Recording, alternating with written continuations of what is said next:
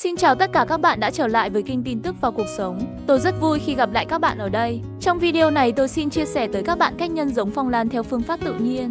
Đây là cách tôi làm trong nhiều năm qua và đạt kết quả cao. Với cách làm này các bạn không cần phải sử dụng thuốc, thực hiện đơn giản nhưng chất lượng mầm con lên đều và khỏe. Để làm được các bạn cần quan sát kỹ các bước tôi thực hiện là được nhé. Còn đây là kết quả sau khi tôi đã đưa các đoạn ươm vào chậu một thời gian. Các bạn thấy có đẹp không? Vậy chúng ta chuẩn bị bắt tay vào làm nào.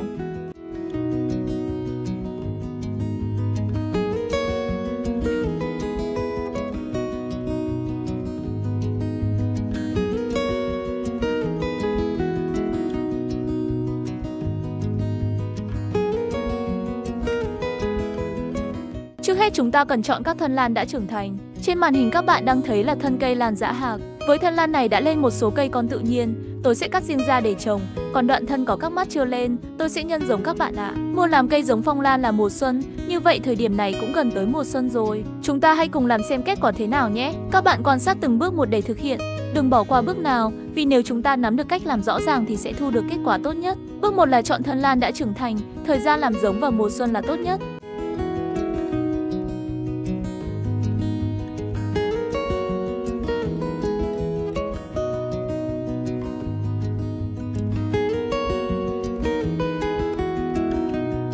Bước 2, nhẹ nhàng bóc lớp vỏ bảo vệ trên thân lan ra.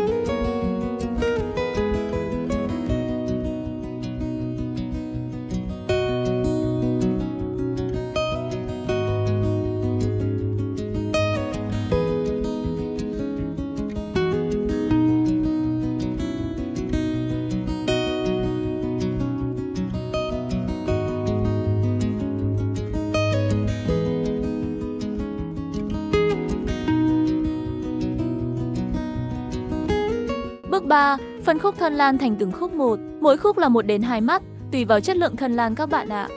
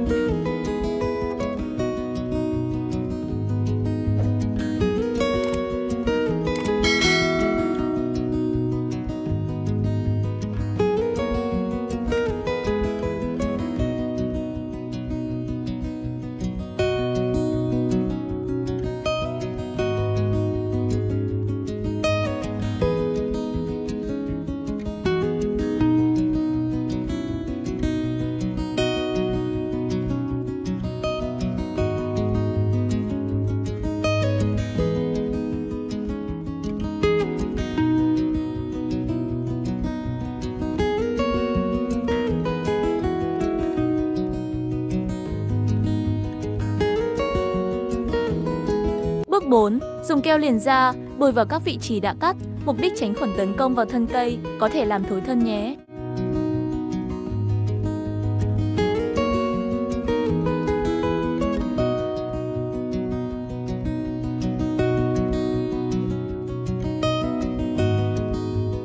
5. Sắp xếp các đoạn thân lan nhân giống vào khay. Dưới khay có một lớp rêu rừng hoặc dớn chi lê, các bạn có vỏ thông vụn thì cũng được. Mục đích là để giữ ẩm cho các thân lan.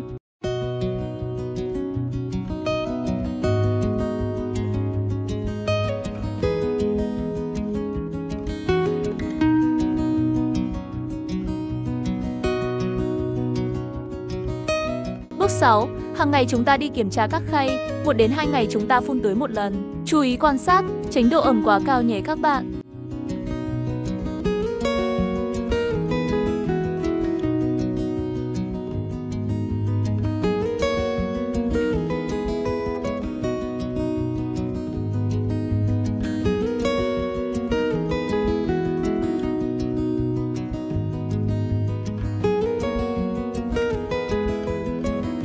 Và giờ là kết quả sau 2 tuần các bạn ạ. Mời các bạn cùng xem.